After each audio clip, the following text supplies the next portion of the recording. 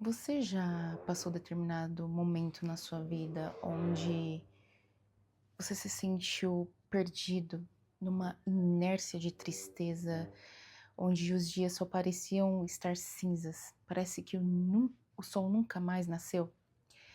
Você já sentiu que parece que só acontece coisa ruim?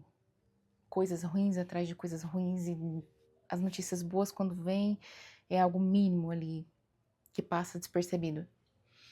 E aí você pensa: "Nossa, parece que as coisas ruins só acontecem comigo". Tem até uma música que fala: "Parece que é difícil só pra mim", né. Tudo pra mim tem que ser difícil. Quem nunca falou essa frase, que atire a primeira pedra. Acontece que na palavra fala que há tempo determinado para todas as coisas.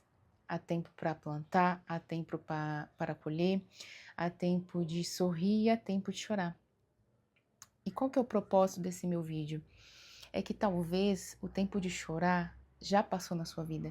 Todos nós passamos pela época de deserto, né? Que é o tempo pedagógico de Deus. O deserto é o tempo onde há preparação, é o tempo onde há aprendizado, né? Para que nós possamos ser pessoas melhores para então chegar na nossa terra prometida. E acontece que quando nós passamos por determinados momentos muito ruins na nossa vida, aquilo pode gerar um processo traumático tão grande na nossa cabeça, tão grande no nosso coração, na nossa psique, que a gente fica paralisado ali. Que foi o que aconteceu com um povo, né, que foi liberto do Egito. Aquele povo foi liberto do faraó e foi para a terra, foi caminhar pelo deserto rumo à terra prometida. Só que não era para eles ficarem no deserto. O tempo de passagem pelo deserto era de 40 dias e eles ficaram 40 anos. Por quê? Porque a psique daquelas pessoas estavam traumatizadas, né? Eles estavam paralisados naquele tempo que passou, naquele tempo que já não era mais para eles estarem ali. Nossa, tô arrepiada. Uh, não era para eles estarem ali. O Senhor preparou 40 dias somente para que eles pudessem passar por aquele deserto rumo à terra que o Senhor preparou para aquelas pessoas. Mas não adianta você querer algo novo com os pensamentos no tempo que passou. Não adianta você querer alcançar, almejar algo, pedir ao Senhor, Senhor, eu quero mudar de vida, se a sua mente ainda é uma mente velha, uma mente de escrava. E às vezes você pode até me falar assim, mas Paloma, eu não consigo. Eu não consigo pensar diferente, a minha ferida dói demais, é como se tivesse tudo muito na carne viva. De fato, o que acontece é a memória inconsciente, que é a memória onde os nossos traumas, acontecimentos que foram muito ruins nas nossas vidas, que marcaram demais o nosso psicológico, eles ficam ali na memória inconsciente. E a nossa memória inconsciente, ela não tem noção do que é passado e do que é futuro. Então, todas as vezes que nós passamos por algum gatilho que ligue o alerta daquela feridinha que tanto nos machucou, a dor vai ser tão grande, é como se estivesse acontecendo tudo de novo. Por isso que muitas vezes a gente não consegue ter noção que a vida tá fluindo. Mas é porque a memória inconsciente sempre tá ali, trazendo aquela dor nos nossos dias e trazendo com força, entendeu? E o que eu tenho para falar? O nosso cérebro, ele tende, infelizmente, a focar mais em informações negativas. Depois eu trago informações mais detalhadas sobre isso.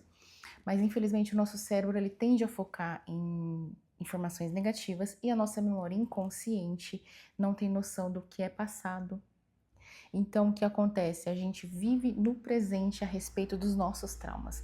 Por isso que muitas vezes nós agimos de maneira que a gente mesmo não entende. Nossa, por que que eu tratei tal pessoa mal? Eu nem sei por que que eu agi daquele jeito. Por que que eu me senti tão mal mediante tal situação? A memória inconsciente, né? Tem muitos traumas da nossa infância que tá ali guardadinho na nossa memória inconsciente, que eles estão determinando as nossas ações, nosso presente, e muitas vezes a gente não tem noção disso. Então, aquele povo no deserto, aquele povo que foi liberto, murmurava demais, porque não conseguia ver o que o Senhor estava falando a respeito do seu futuro. Além de murmurar demais, eles eram muito ingratos. Eles viviam pensando no passado. A palavra fala que eles sentiam saudade da comida que era oferecida enquanto eles eram escravos, enquanto estava caindo maná do céu. Então, o que isso nos ensina? Nós precisamos treinar o nosso cérebro, treinar o nosso psicológico para saber recapitular o que nosso cérebro está falando para a gente. O que a gente está buscando lá atrás, que o Senhor está pedindo para que deixemos lá atrás. Né? Então, eu separei aqui 3 exercícios bem básicos, super básico mesmo, para que nós possamos remodular o nosso cérebro, reeducar, que seria a neuroplasticidade cerebral. O nosso cérebro ele é capaz de ressignificar muitos acontecimentos na nossa vida, né, através da neuroplasticidade cerebral. Então, são 4 exercícios básicos que eu trouxe aqui, para que nós possamos colocar em prática todos os dias, para que finalmente nós consigamos renovar a nossa mente.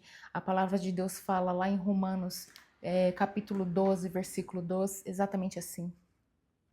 E não vos conformeis com este mundo, mas transformai-vos, renovando vossa maneira de pensar e julgar. Ou seja, o que Deus está falando aqui pra gente? Não tem como você viver algo novo se você não mudar a sua maneira de pensar. Se você não mudar os seus pensamentos, porque uma vez que você pensa, você sente, se você sente, você age conforme você está sentindo. Então, o primeiro exercício é treinar o foco positivo. Todas as vezes que você pensar negativo, suponhamos assim, eu não sou bem-vinda no mundo, eu não sou amada, eu não tenho amigos. Você vai trocar toda essa narrativa negativa por uma narrativa positiva, ainda que na sua cabeça não faça sentido, ainda que na sua cabeça seja uma grande mentira para você. Porque o que acontece? Tudo que você repete com frequência, você cria novas sinapses mentais, sinapses cerebrais. Então, todas as vezes que você vai repetindo determinadas coisas na sua cabeça, o seu cérebro acredita. Por isso que a palavra fala, cuidado com o que sai da tua boca. Por quê? O que sai da tua boca é muito poderoso. Se para sair da tua boca você precisa pensar, certo? Então, cuidado com o que você pensa, cuidado com o que você fala, porque o seu cérebro acredita no que você fala. E se você acredita no que você fala, você vai agir de tal maneira. Então, o primeiro exercício é trocar as narrativas negativas pelas narrativas positivas, ou seja, eu não sou bem-vinda nesse mundo, ninguém me ama. Eu sou bem-vinda sim, sou amada, porque desde o ventre da minha mãe, o Senhor me escolheu. Então, todas as vezes que você trocar essas narrativas, você vai estar ensinando o seu cérebro a pensar de maneira diferente. Parece algo bobo, mas diariamente, conforme você vai construindo, o seu cérebro vai aprendendo a ficar mais positivo. Segundo exercício, a prática da oração. A neurociência reconhece que a oração é muito eficaz no psicológico das pessoas e é uma prática de reprogramar a mente. Quando nós estamos orando, nós tiramos a nossa atenção daquilo que está nos machucando e levando para algo fora de nós, levando para Deus aquilo que está nos machucando. É uma forma de desabafar e uma forma de tirar o foco daquilo que está te machucando.